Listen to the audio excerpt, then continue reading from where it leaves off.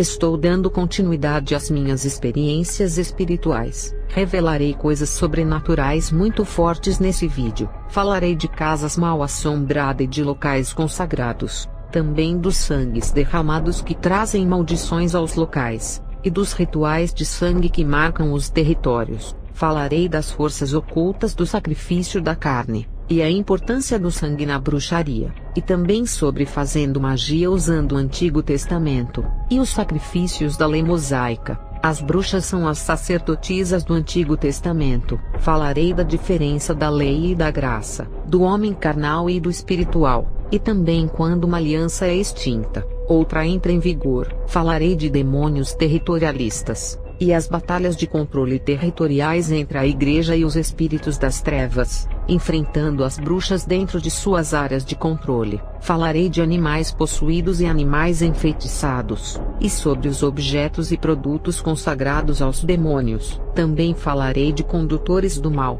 e brinquedos amaldiçoados. Falarei de casas vivas e casas mortas, e sobre a hipnose e o seu controle espiritual. Também falarei de pessoas amaldiçoadas e sobre a maldição do lobisomem. Também falarei dos louvores ungidos, da fé sobrenatural que move montanhas, do evangelho da ostentação, e sobre a materialização das bruxas. E falarei de dois tipos de ligação espiritual, uma através do sangue, que é a prática do vampirismo, e a outra é através do sexo. Começarei falando de casas consagradas aos demônios. As bruxas, quando começavam a praticar rituais em suas casas, os demônios começavam a visitar elas. Quando uma bruxa vende a sua casa para uma pessoa que nunca se envolveu na magia, a pessoa começa a ouvir barulhos e ver aparições de espíritos, e não consegue morar nessas casas que ficam mal assombradas. E quando a bruxa está perto para morrer, e lança uma maldição em sua casa para ninguém morar ali,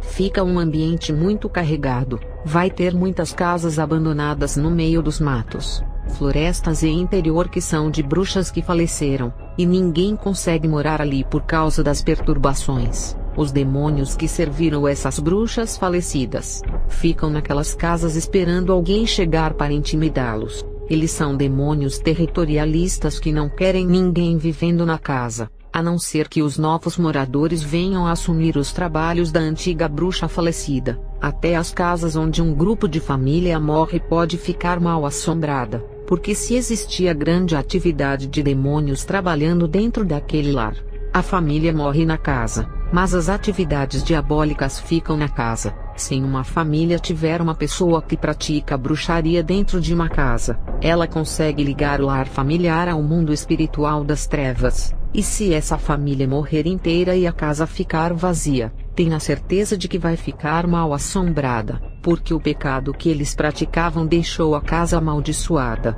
Fenômenos poltergeist, quando é forte ao ponto de fazerem objetos flutuarem, levantar coisas pesadas e arremessarem violentamente essas coisas nas pessoas, significa que existiu uma atividade diabólica muito forte no passado. Talvez isso aconteça na época dos primeiros moradores, e a negatividade ficou na casa. Conheci uma bruxa que morava em uma casa na floresta deixada pelos seus falecidos pais. A casa carregava uma maldição, e parecia uma casa viva por ter tanta atividade espiritual, e essa bruxa fez um ritual para saber o porquê a sua casa era amaldiçoada. Ela invocou um espírito maligno que falou que essa maldição era antiga, e já tinha 92 anos atrás. Uma feiticeira lançou uma maldição sobre os antepassados dessa bruxa. Os seus antepassados eram indígenas que também faziam rituais. E essa bruxa teve que fazer um acordo com esse espírito maligno para desfazer aquela maldição na sua casa.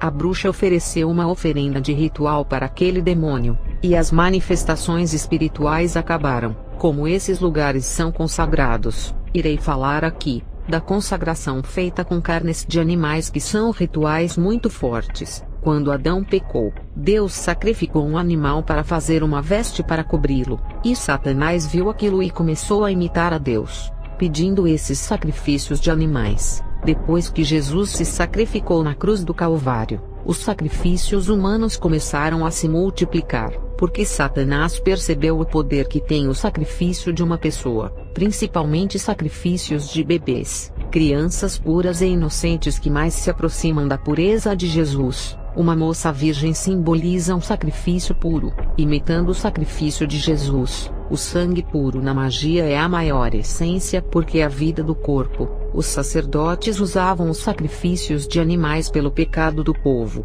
O sangue derramado cobria o pecado, e afastava a ira de Deus segundo a lei judaica, e a magia copiou isso da Bíblia, usando o sangue dos animais para aplacar a ira dos espíritos malignos, e da mesma maneira que o sangue encobre os pecados no tempo da lei, uma bruxa que se lava com o sangue de animais, encobre toda a sua maldade através do sangue para que ninguém descubra que era uma agente de Satanás. Da mesma forma que o anjo da morte viu o sangue nos umbrais da porta, e não fez nada à casa de Israel, na bruxaria, o sangue protege a bruxa da morte, não deixa o anjo da morte enxergá-la para levá-la segundo a magia. Eu vi muitas bruxas escaparem de vários acidentes de carros, motos, balas perdidas e até de doenças mortais. Tudo isso é um engano de Satanás. Quando Deus determina que a morte venha buscar, não tem ritual que segure a vida de uma pessoa. Eu me lembro de uma bruxa idosa que tinha um câncer incurável bem avançado. Ela fez um ritual muito forte com o sangue de uma virgem.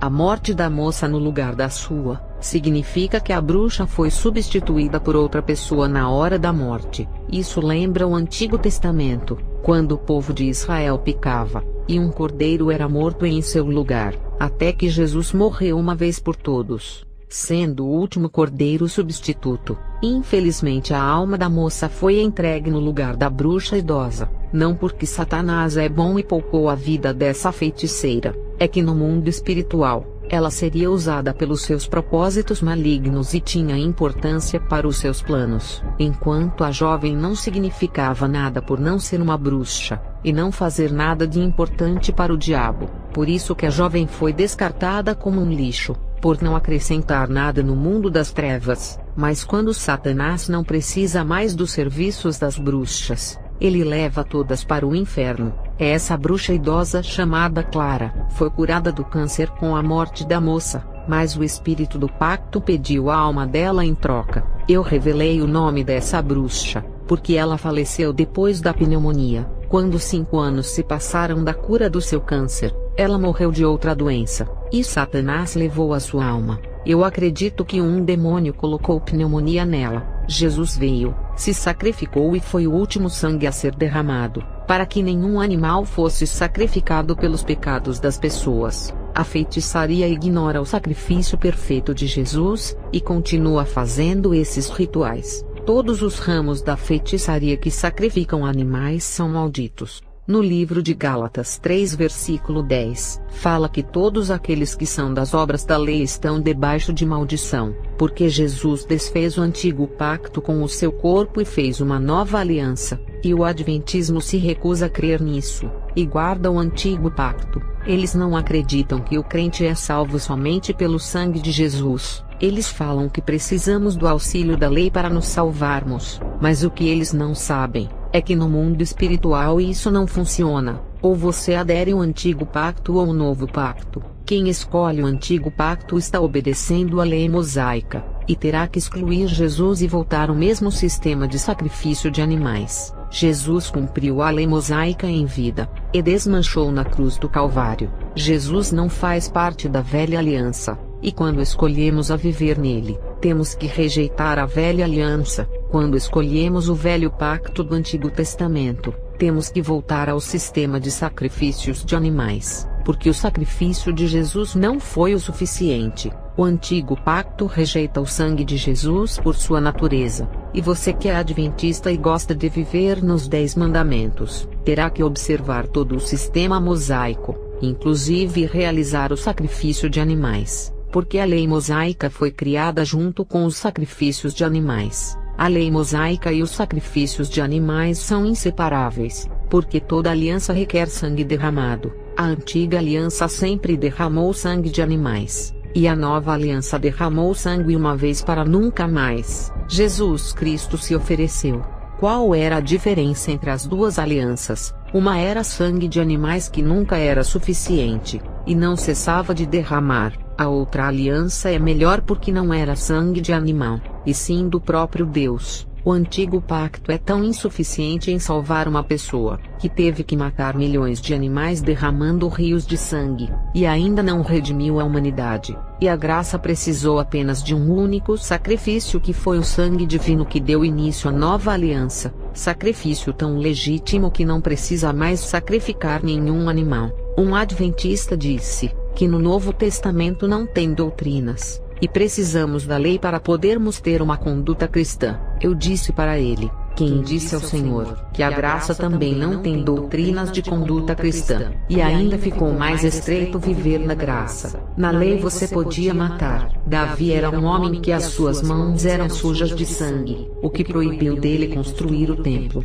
Na graça, se você matar, vai para o inferno. Na lei Salomão teve várias mulheres, e antes da lei, Abraão era casado com Sara e tinha uma empregada que se deitou com ele. Na graça isso é adultério. Na lei, as mulheres dos homens de Deus usavam pendentes que são brincos. Na graça, no livro de 1 Pedro 3 verso 3, e 1 Timóteo 2 verso 9, proibiram os pendentes. Se na lei podia matar o seu inimigo, na graça você tem que amar o seu inimigo. Na lei você podia se defender do ataque do inimigo e feri-lo. Na graça, se tomar uma tapa no rosto direito não poderá fazer nada. Na época da igreja primitiva, os cristãos eram arrastados como ovelhas mudas ao matadouro. Esse foi o exemplo de Jesus quando foi açoitado no caminho do Gólgota e não reagiu. E quando Pedro tentou se defender com a espada, ainda foi repreendido por ele. Na lei predominava a carne. Na graça quem domina é o Espírito. Somos espirituais, e o mundo espiritual rasgou a antiga aliança, e quem vive nela os demônios não respeitam. Eles temem quem vive na graça. O mundo espiritual reconhece o valor dessa nova aliança. Eu disse ao adventista: a graça não tem doutrina. Ainda se tornou mais difícil o caminho do crente. Eu disse a ele: não fique só guardando o sábado. Terá que viver toda a lei fazendo os sacrifícios de sangue e se salvar por ela. Não esqueça de quem tem que viver olho por olho e dente por dente, igual a lei ensina, e não viver a lei pela metade. Está em Gálatas 3 verso 10. Pois todos os que são das obras da lei estão debaixo de maldição, porquanto está escrito: maldito todo aquele que não persiste em praticar todos os mandamentos escritos no livro da lei. Quem escolhe essa velha aliança se justifique por ela. E ele disse: Jesus falou que devemos observar os 2 mandamentos da Bíblia, que é amar a Deus e amar o próximo, que é o resumo de todos os mandamentos. Não acredito que Deus o aboliu. Eu disse a ele: sim, Jesus disse isso não para afirmar que devemos seguir a lei mosaica. Ele nunca afirmou isso, porque sabia que a lei era insuficiente de salvar o homem. Por isso que ele estava ali em carne para salvar. E também sabia que além da lei não salvar, ela só apontava para o pecado dos homens, provando que ninguém podia andar na lei perfeitamente, a não ser Jesus mesmo. Quando Jesus disse: amai a Deus acima de tudo e ao próximo como a ti mesmo, ele não estava afirmando andar na lei, porque o amor é a doutrina da graça, e foi através do amor que a nova aliança nasceu no sacrifício de Jesus. Deus enviou o seu Filho amado por amar a humanidade, e isso está no livro de João 3 versículo 16. E Jesus se entregou na cruz do Calvário por amor, porque a graça começou com um ato de amor, e tem que operar na graça sempre. Essa foi a ideia de Jesus quando falou de amar a Deus e ao próximo, porque a graça sem o amor não há graça. A própria lei mosaica que falava de amar ao próximo, contrariava esse mandamento. Eles não compreenderam o que é o amor. Só quando Jesus veio que revelou o verdadeiro sentido do amor. Na lei, a carne falava mais alto, e fazia a sua própria justiça segundo a vontade dos homens. Na graça fala mais alto o Espírito, e o homem não faz a sua própria justiça e vivem não segundo a sua vontade, mas a vontade de Deus. As bruxas vivem na lei do Antigo Testamento. Elas sacrificam animais, e têm um código de conduta e de respeito entre elas igual ao do povo de Israel. O povo de Israel se considerava irmãos. As bruxas também são assim, unidas, e aquela que traísse a sua irmã, sofria punição de castigo, e dependendo do seu crime, a punição era a morte. No meio do povo de Israel, também existiam essas punições. O povo de Israel considerava como inimigos todos os povos estrangeiros por não serem seus irmãos. As bruxas só consideram como família quem entra para a confederação. Aqueles que pertencem a outras religiões são inimigos. No mundo existem várias bruxas que não fazem parte da confederação, trabalhando sozinhas ou formando discípulas. Para elas se tornarem irmãs, teriam que fazer parte da confederação e obedecer às normas. A religião da bruxaria também faz alianças com qualquer religião, desde que respeitem o espaço delas e não invadam os seus territórios, e nem tomem os seus clientes ou seguidores. Vou falar sobre os rituais de sangue que protegem os territórios das bruxas, baseado no sangue dos umbrais das portas que protegeram aquelas casas no tempo de Moisés. Agora vocês perceberam que Satanás usa a própria Bíblia para enganar. Casas mal assombradas que ninguém consegue viver. Pode ter sido uma casa de uma bruxa que morreu, ou de famílias que mesmo sem serem bruxas, podiam ter um envolvimento com a magia. O sangue aspergido nessas casas protege o território, e mesmo a bruxa morrendo, a sua casa fica com os mesmos espíritos que trabalhavam com ela, impedindo que novos moradores entrem. Aconteceu um caso macabro, de uma bruxa que foi desafiada por uma família que a ameaçou de morte. Um dos integrantes da família invadiu a casa dessa bruxa para matá-la, mas ela ficou invisível. Eles nunca conseguiam matar ela por ficar invisível, mas sempre ela estava em sua casa, e a família pensava que a bruxa havia fugido e abandonado a casa. Uma bruxa invisível é perigosa, ela pode mover qualquer objeto e matar alguém. Essa magia se chama poder de encantamento, que deixa a pessoa encantada parecendo um fantasma, podendo ser um vulto que passa rápido. Nem tudo é espírito do mal que perturba uma pessoa, pode ser uma bruxa encantada que está assombrando a casa. Essa bruxa que teve a sua casa invadida não fez nada com o rapaz, e o deixou sair de sua casa, mas no outro dia, ela ofereceu um ritual de morte para matar toda a família. O demônio pediu um ritual de crianças mortas para ceifar a família inteira. A bruxa fez um acordo e disse: eu faço o ritual sem o sangue dessas crianças, desde que derrame o sangue das crianças dessa família, para que os sangues derramados delas formem um ligamento espiritual ao ritual. E toda vez que essa bruxa fazia um ritual de morte, o demônio matava uma criança daquela família, e o seu sangue derramado completava o ritual. Existiam duas crianças bem pequenas na família que o demônio matou. A primeira criança tinha 4 anos. Ela fugiu de casa indo para a avenida bem movimentada de carro e foi atropelada, e o seu sangue foi derramado na pista como ritual. A segunda criança tinha 6 anos e caiu da laje da casa, e bateu a cabeça morrendo. O seu sangue completou o ritual, e depois veio um ciclo de maldições naquela família que desafiou a bruxa.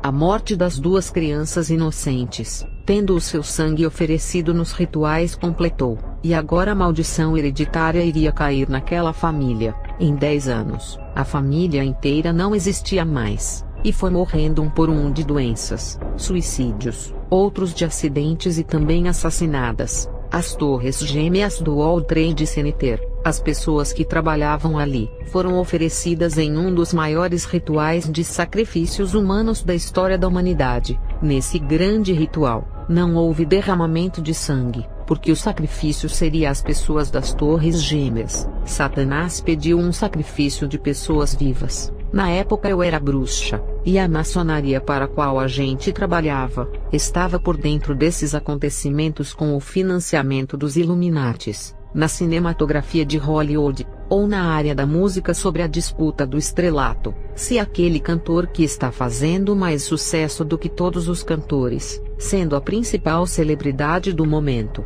o cantor que está em segundo lugar como estrela, paga uma bruxa para fazer um ritual de morte. E quem vai ser o sacrifício desse ritual será a estrela do momento, e a sua morte não pode ser de doença, e tem que ser uma morte que venha ferir a sua carne para que o seu sangue venha a ser derramado. e o sangue dele fará parte do ritual para completar. E artistas de Hollywood, quando se incomodam com o sucesso de um ator, eles recorrem às mesmas práticas de tirar o ator que atrapalha o seu brilho, e o impedem de assumirem o topo do sucesso. E sobre o derramamento de sangue em um lar, mesmo que não tenha bruxaria nessa residência, se a família inteira é assassinada na casa em uma chacina, aquele sangue será como um ritual de sacrifício que os assassinos ofereceram aos demônios, sem terem noção do que fizeram para o mundo espiritual, e a casa fica mal assombrada, um bar que já é um altar de Satanás onde tem bebidas, sexo, drogas e danças. Os espíritos malignos agem nesses lugares, e quando uma pessoa é assassinada dentro desse bar, o sangue dessa pessoa será como um ritual oferecido para os demônios que estavam naquele bar, lembrando que o bar é um altar de Satanás, ou templo de iniquidade dos demônios, e quando uma pessoa é morta no bar, ou em um salão de danças e bebidas, o sangue dessa pessoa irá trazer tanta maldição para esse lugar que atrairá mais mortes, porque os demônios irão querer derramar mais sangue, e assim formar um ciclo de maldição. Falarei sobre a batalha espiritual, e controle de territórios. Muitos lugares ficam consagrados aos demônios, e a negatividade espiritual domina o ambiente. Quando um crente entra nesses lugares para orar, ele sente que nesses locais existe interferência espiritual de demônios. Os sinais espirituais ficam frequentes nesses lugares. Tem pessoas que quando entram nesses lugares sentem um peso,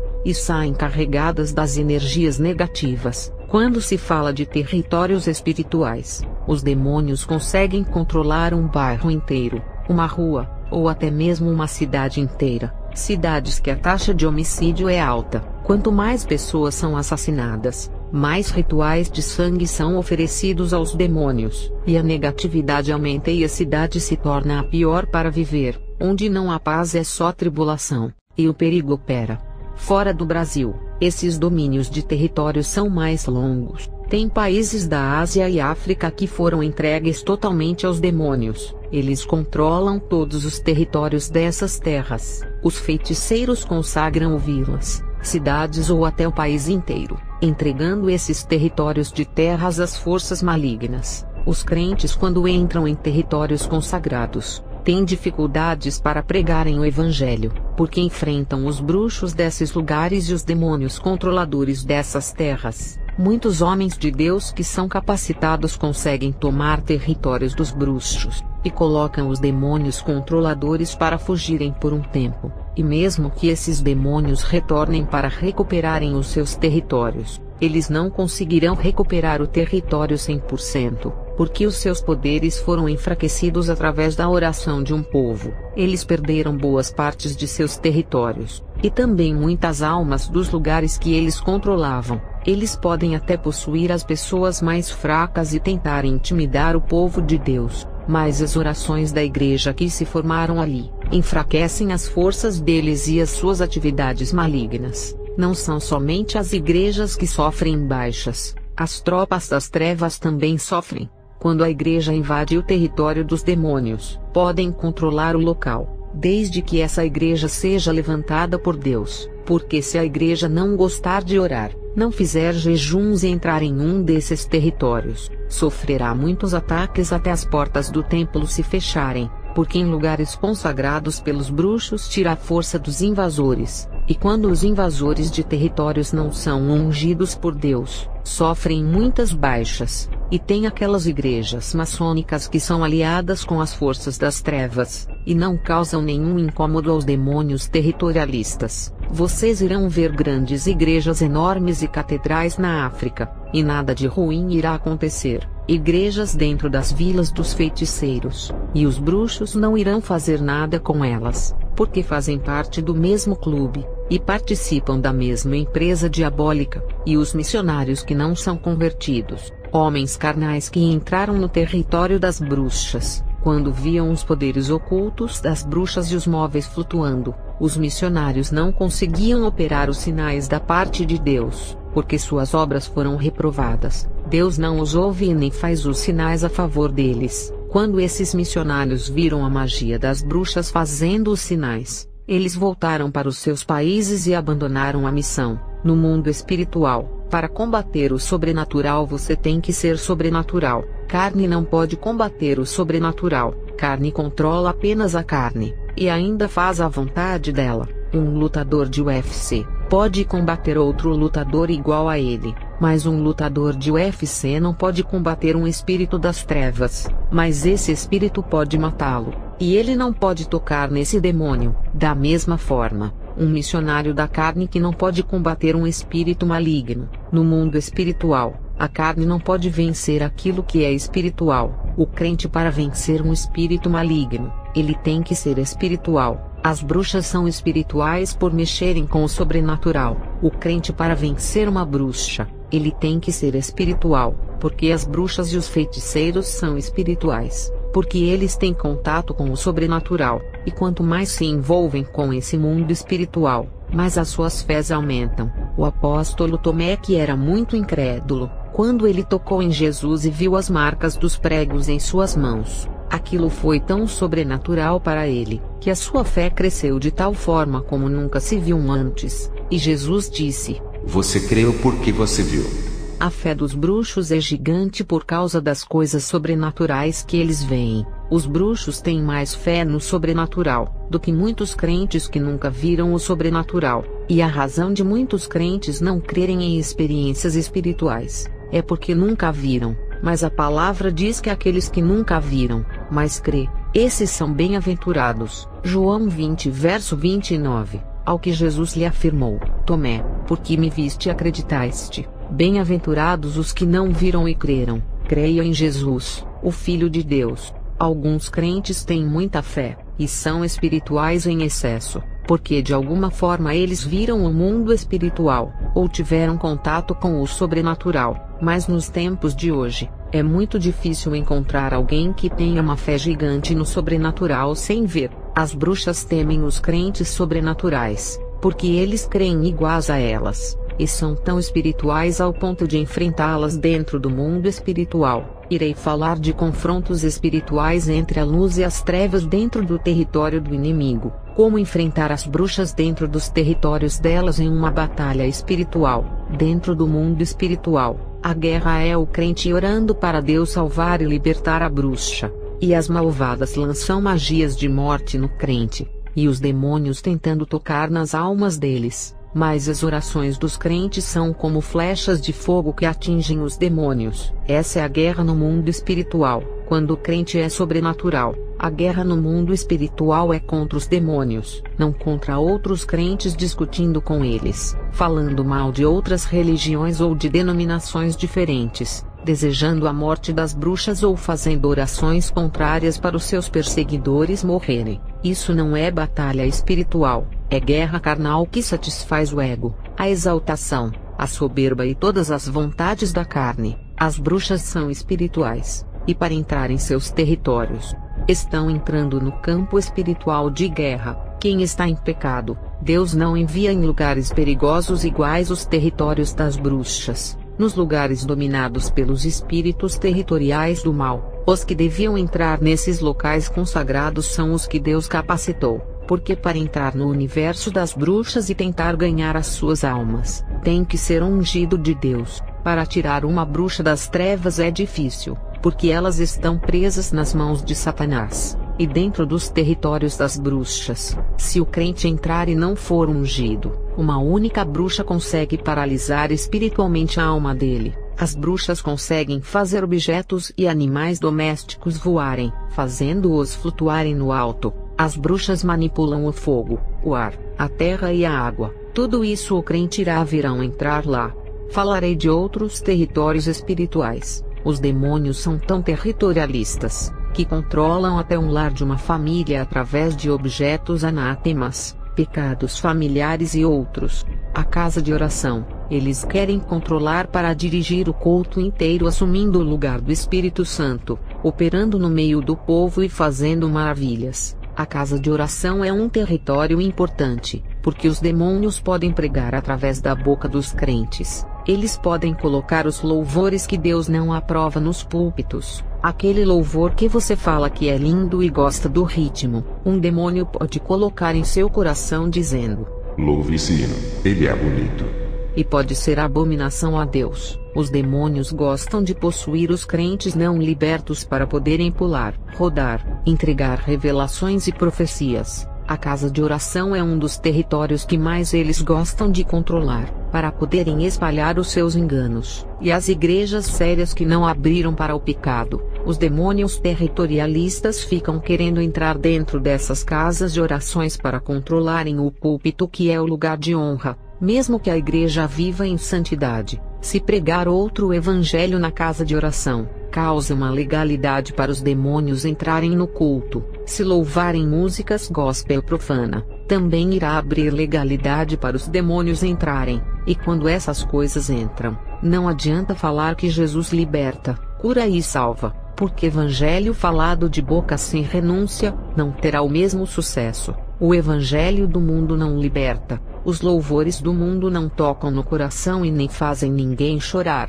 Vou falar sobre os louvores ungidos. 1 Samuel 16 verso 23. Sempre que o espírito mandado por Deus se apoderava de Saul, Davi apanhava sua harpa e tocava. Então Saul sentia alívio e melhorava, e o espírito maligno o deixava. Esse espírito que disse que foi mandado por Deus não é um anjo. Foi um demônio enviado pelo próprio Deus para atormentar Saul pela sua rebeldia. 1 Samuel 16 verso 14. O espírito do Senhor se retirou de Saul, e um espírito maligno vindo da parte do Senhor o atormentava. Aqui é a prova que quando o Espírito Santo se afasta da vida do crente, um espírito maligno se apodera. Davi tocava um hino na harpa, e o espírito maligno se afastava do rei Saul. Louvores santos afastam as perturbações e os demônios da vida dos oprimidos, e os louvores do mundo gospel não afastam, e o que faz é chamar os demônios para dentro da igreja. Uma pessoa oprimida que sofre perturbações, quando ouve um louvor ungido de Deus, ela volta aliviada e liberta da opressão. Mas quando as pessoas pisam os seus pés em uma igreja que louva os louvores do mundo, as pessoas saem da igreja mais perturbadas do que entraram. Você pode ser ungido. O louvor só tem poder em sua boca se for de Deus. Se for louvor do mundo, não funciona na boca santa. No mundo espiritual, as coisas têm que se completar como luz com luz, e trevas com trevas. A luz e trevas não se combinam no mundo espiritual, e sempre vão estar em guerra. Se você é luz, e louva um louvor das trevas, no mundo espiritual não tem efeito, porque a luz e as trevas não há ligação. Se o louvor for da luz e está sendo cantado por um crente da luz, a combinação é perfeita e o resultado é bom. Um crente muito espiritual que é sensível ao mundo espiritual, ele sente a negatividade de certos louvores, não se sente bem, e o coração rejeita o louvor, o fazendo-se desligar. Irei falar do evangelho da ostentação, que é a mesma coisa do evangelho da prosperidade que o crente espiritual rejeita dentro de si, e tem nojo de pregar. Existe uma confusão dos falsos profetas em falar de prosperidade, confundindo viver uma vida próspera com riqueza. Viver uma vida abundante é confundido em ser milionário pelos falsos profetas, que colocam na mente das pessoas para correrem atrás das riquezas e não de Deus. Acreditar em ficar milionário de um dia para o outro através daquilo que eles pregam, é para pessoas iludidas. Se ganhar na Mega Sena, será rico sem esforço, porque para construir uma fortuna leva muitos anos, igual o Silvio Santos. Ou se a pessoa é herdeira da fortuna e dos bens que os seus pais deixaram ao falecer. Nem todos os donos de negócios são ricos. Para isso acontecer, os seus produtos têm que vender bem e fazer sucesso no Brasil inteiro. Os falsos profetas pregam riquezas fáceis, porque eles enricaram de uma forma muito fácil através do próprio povo que eles iludem pregando riquezas. Ficar rico é difícil, mas o empreendedor pode ter uma vida próspera vendendo seu produto bem. Sobre o evangelho da prosperidade que os mestres criaram usando as passagens de Abraão, Isaque, Jacó e Salomão, um pastor defensor da prosperidade disse que Deus não faz acepção de pessoas para dar riquezas. Ele disse que a palavra de Deus tem que se cumprir. Mesmo falando de prosperidade, eu disse a ele: Abraão foi o pai da fé. Não se compare com ele, porque Deus deu riquezas a ele. Não significa que dará riqueza para todos os crentes. Eu disse: Deus não faz diferença quando quer abençoar alguém. Primeiro ele sonda o coração. Deus dá riquezas para quem ele quiser. Antes disso, ele conhece a estrutura de cada pessoa.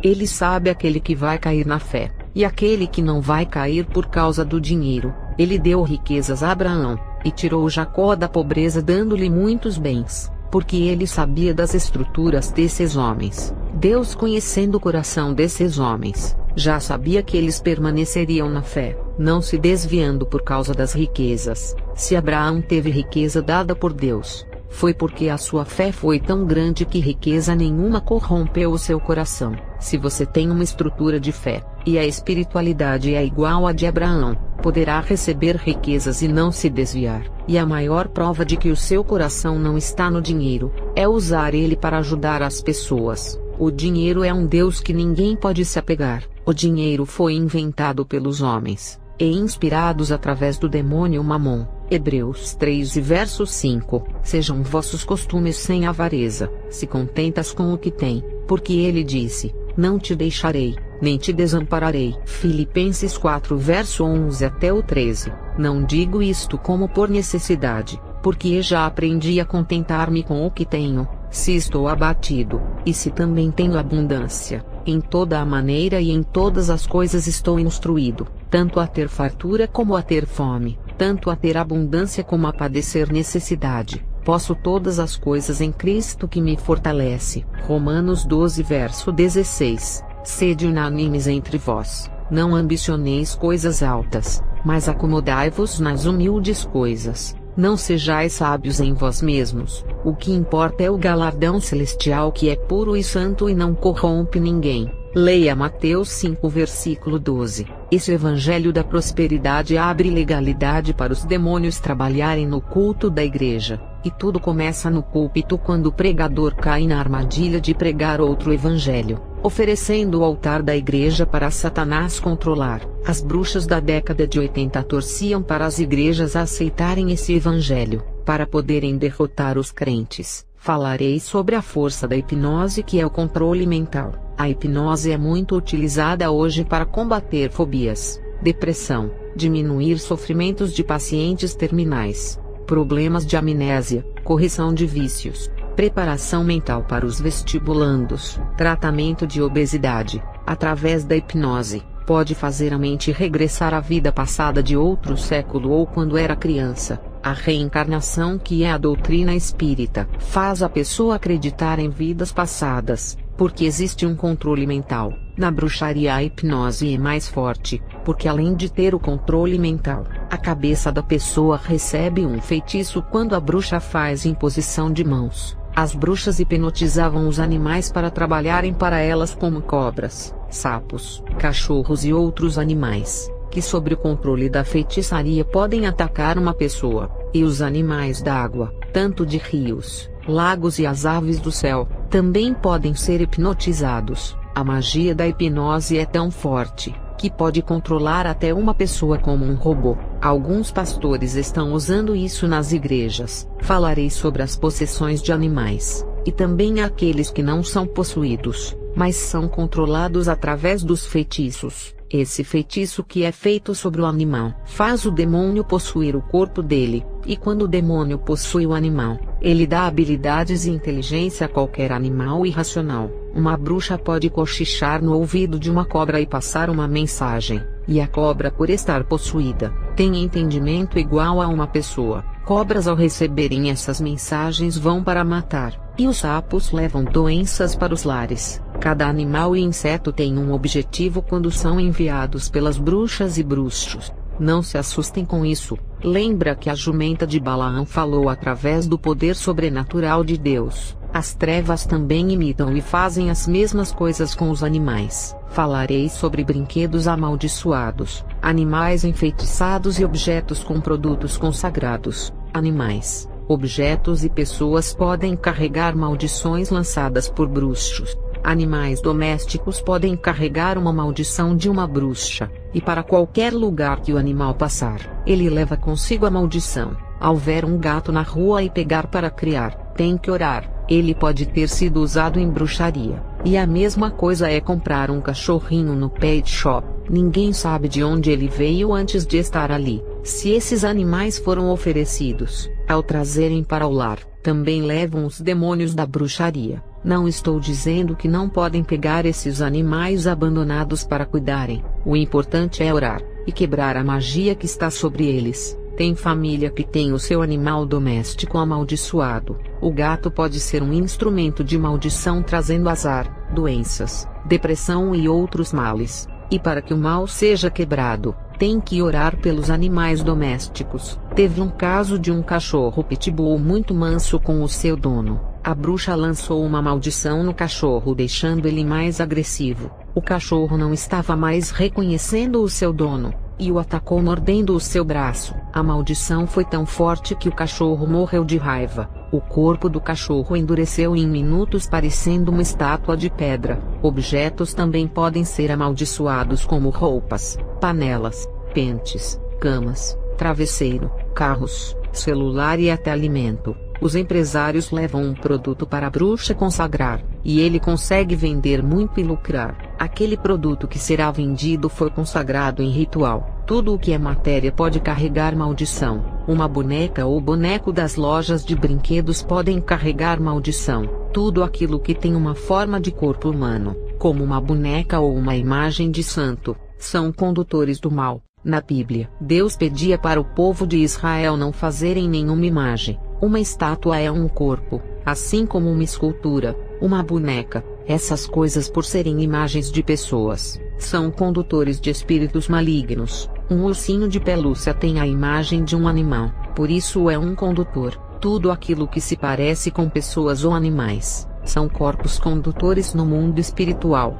Falarei sobre a diferença de um corpo vivo e de um corpo morto. Quem são os corpos vivos? É tudo aquilo que tem vida, como as pessoas e os animais. Só Deus para fazer corpos do barro e dar a vida. Quem são os corpos mortos? São os brinquedos, bonecos e todas as formas de objetos. No mundo espiritual, esses corpos são chamados de mortos por não terem vida. Os homens, querendo imitar a Deus, criaram brinquedos parecidos com os homens e os animais, mas não conseguiram soprar o fôlego de vida e dar inteligência e raciocínio para viverem as suas vidas. Colocam pilhas e baterias para o boneco falar, e mesmo assim, quando acaba a carga tem que trocar. Essas criações é uma afronta a Deus, querendo limitar. Tanto os corpos vivos, que são as criações originais de Deus, podem ser possuídos por demônios, quanto os corpos mortos, que são as imitações das criações de Deus, podem ser possuídos. É claro que o objetivo dos demônios é possuírem a criação de Deus, não a dos homens.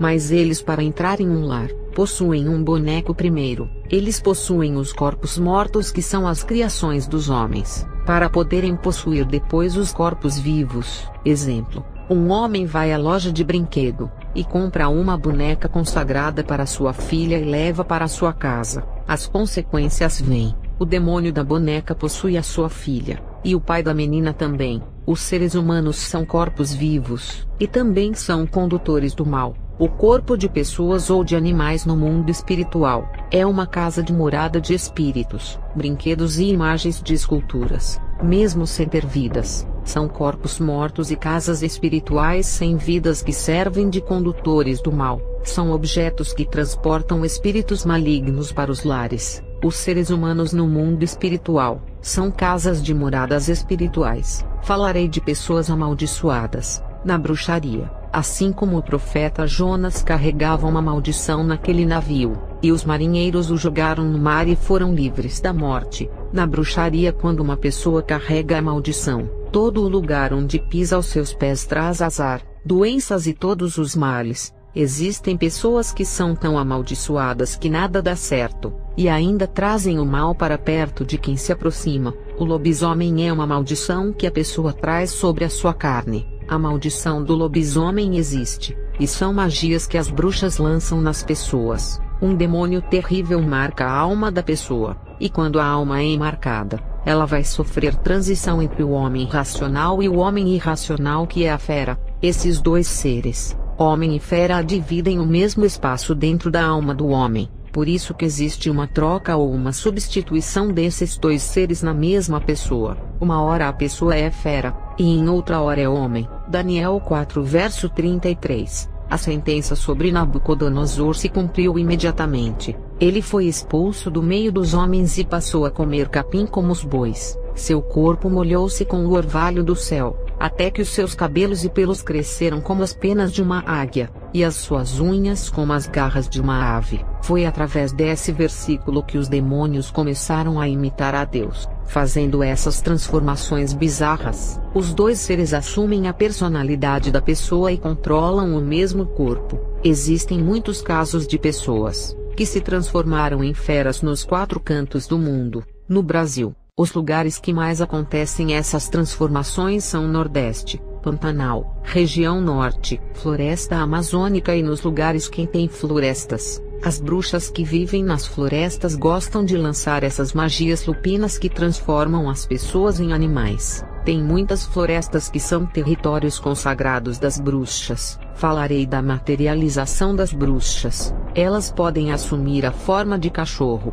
cabra, águia, corvo, porco e outros animais. Não existe limite no mundo espiritual. Se a fé chegar do tamanho de um grão de mostarda, tudo é possível. E as bruxas usam esse versículo. Jesus disse que tudo é possível ao que crer, porque ele sabe que o sobrenatural acontece, e ainda disse que uma montanha pode saltar de um lado a outro através da fé. A fé é acreditar naquilo que é loucura aos homens. O homem natural age através da carne usando a sua razão e não entendem, e o considera como irracional e fora de lógica o sobrenatural. Quando o planeta se estende ao mundo espiritual que é infinito, o homem perde a sua capacitação de compreensão. Alguns feiticeiros que gostam de se transformar em animais, uns têm o gosto de se transformar em lobo. Existe um ritual tão terrível, que o feiticeiro sacrifica um cachorro, e as qualidades daquele animal vêm para o seu corpo. Um demônio canino possui o corpo do feiticeiro,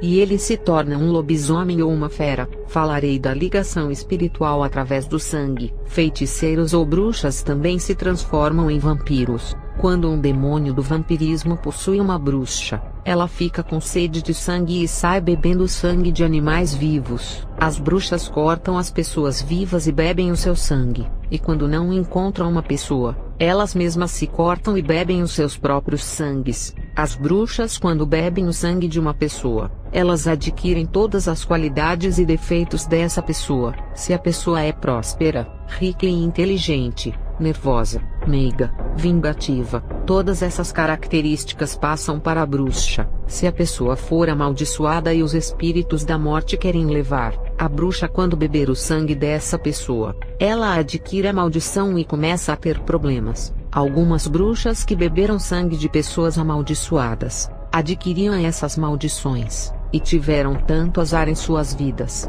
que tiveram que fazer rituais de magias para desfazerem. Uma mulher que tem a sua alma pedida pelos espíritos da morte, e uma bruxa bebe o sangue dela, a sua alma passa a ser pedida no mundo espiritual, porque o sangue dessa pessoa corre dentro dela, e traz a maldição hereditária. Ela ficou ligada com a mulher através de uma herança passada pelo meio do sangue. A maldição hereditária não é só através de membros da mesma família. A maldição é lançada no sangue de um dos membros, e todos que herdam esse mesmo sangue sofrerão as consequências. Isso dentro da magia. E quem beber desse sangue herdará a maldição, mesmo sendo uma bruxa. Depois ela se resolve com Satã, que irá negociar e sempre leva vantagem.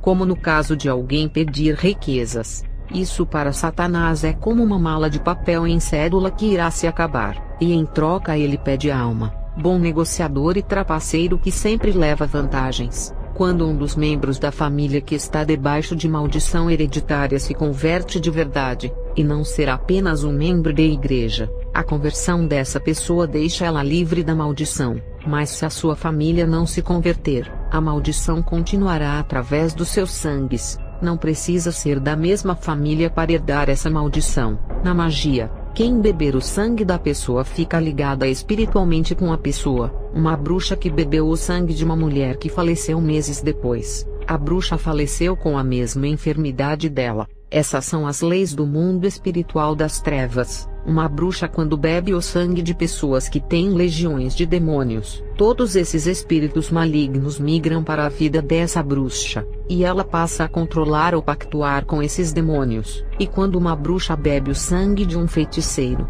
todos os dons e poderes dele vão para ela. E mesmo que o feiticeiro continue vivo, os seus poderes foram compartilhados com a bruxa e estarão ligados no mundo espiritual, como se fossem irmãos de sangue. O sangue do feiticeiro começa a correr nas veias sanguíneas da bruxa. Daí que vem o termo irmandade. A ligação é espiritual entre os dois. Outro tipo de ligação espiritual é através do ato sexual. Mateus 10 versos 7 até o 9. Por esta razão, o homem deixará pai e mãe, e se unirá à sua mulher, e os dois se tornarão uma só carne. Assim, eles já não são dois, mas sim uma só carne. Portanto, o que Deus uniu, ninguém o separe. Lembrando que antes da mulher existir, ela e o homem eram uma parte só, fazendo parte da mesma alma e espírito. Depois Deus tirou uma parte da costela de Adão e fez a mulher. A mulher tem ligação carnal com o homem ao se casar,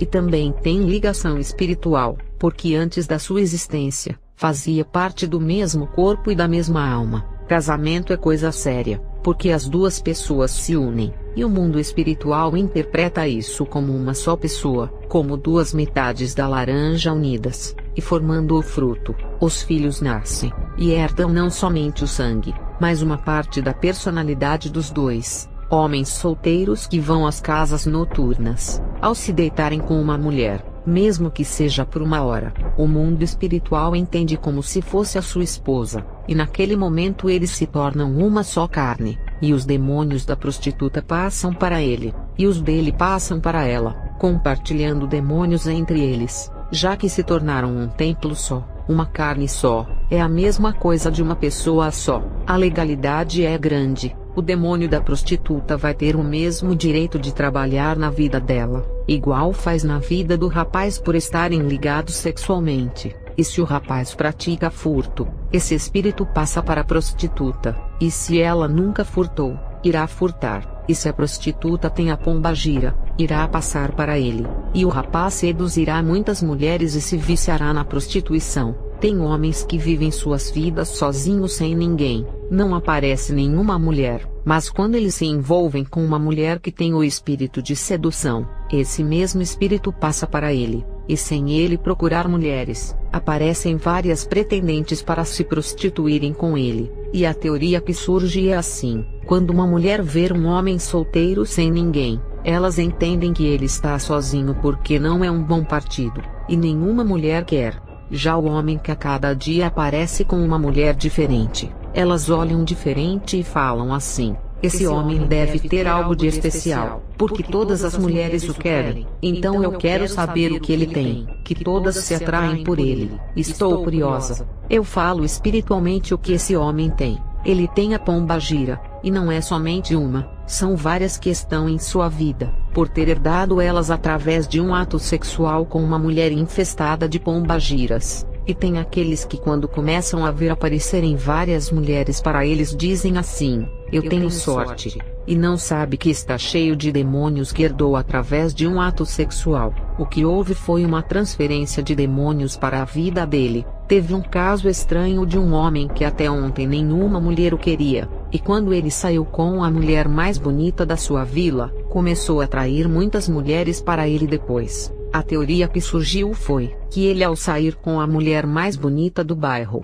todas as outras ficaram tão admiradas com isso que ficaram curiosas para saírem com ele também. Espíritos da sedução trabalham assim, para fazerem o homem se sentir o Dom Juan, e prenderem ele na prostituição. Essas coisas são tão diabólicas que não é questão de beleza, e sim espiritual. Conheci uma mulher que não tinha formosura, e era desprezada por todos os homens. Na época eu era uma bruxa, e fiz um ritual de possessão para a sua vida sentimental, e ela a partir daquele dia, foi possuída por legiões de demônios da sedução. Essa mulher conseguia qualquer homem que quisesse, e todos os dias saía com um diferente. Eles disputavam ela como se fosse a única, As mulheres bonitas da vila ficaram confusas com uma mulher de aparência desprezível ser como se fosse uma musa do bairro, e essa mulher compartilhava os seus demônios com todos que tinham relações sexuais com ela, uma prostituta que exerce a sua profissão. Ao se unir com vários homens em uma só noite, o mundo espiritual enxerga como se cada um fosse o seu marido, uma só carne com ela. Essa prostituta irá receber demônios de todos os seus clientes, como do vício das drogas e bebidas, espíritos homicidas e dos furtos, maldição hereditária e outras coisas. A prostituta irá se deitar com assassinos, estupradores, alcoólatras, feiticeiros e todos os tipos de seres humanos do mal. Quantos tipos de demônios, um diferente do outro, essa mulher irá receber em seu corpo? Um homem que tem maldição hereditária, ao se deitar com ela, irá passar isso por se tornar uma só carne. Teve uma mulher que se prostituía de graça no seu bairro com todos os homens. Ela fazia isso com prazer, mas teve um dia que ela tentou seduzir o esposo de uma bruxa que participava da mesma escola minha. Essa bruxa fez um ritual de morte para essa mulher, e o espírito da morte já se apossou do corpo dela, e o último homem que se deitou com ela herdou o mesmo espírito da morte. Ela compartilhou para ele quando os dois se tornaram uma só carne naquela noite. A maldição que estava sobre ela foi para a vida dele. Essa mulher morreu 13 dias depois que foi feito o ritual, e um mês depois o homem faleceu. Ambos morreram com as mesmas doenças, ataque cardíaco. Esse homem morreu, e deixou 2 filhos e sua mulher. Ele era casado. Até hoje a sua mulher não entende por que um homem saudável morreu de ataque cardíaco, se não tinha nenhum problema de coração. Quando alguma coisa sinistra vem acontecer com uma pessoa honesta, é porque ela herdou a maldição por ter caído em um laço. Esse é o mundo espiritual, e temos que ter cuidado. Mortes inexplicáveis acontecem. Ligamento sexual é o mesmo ligamento espiritual. Isso é coisa para casamento. Fora dele é maldição. Eu já vi um caso de um jovem puro da igreja que servia a Deus, e nunca teve uma mulher. Esse jovem caiu na fornicação, e os demônios da moça que morava em sua rua passaram para ele, e ele começou a fazer todas as coisas que ela fazia. Esse jovem, por ter vivido uma vida santa, não passou nenhum demônio para ela. Em compensação, ela, que já estava infestada de demônios, passou para ele com a sua queda. Relação íntima é para casados, e as leis do mundo espiritual interpretam assim. Vou encerrar essa parte do vídeo, e continuar em outro vídeo.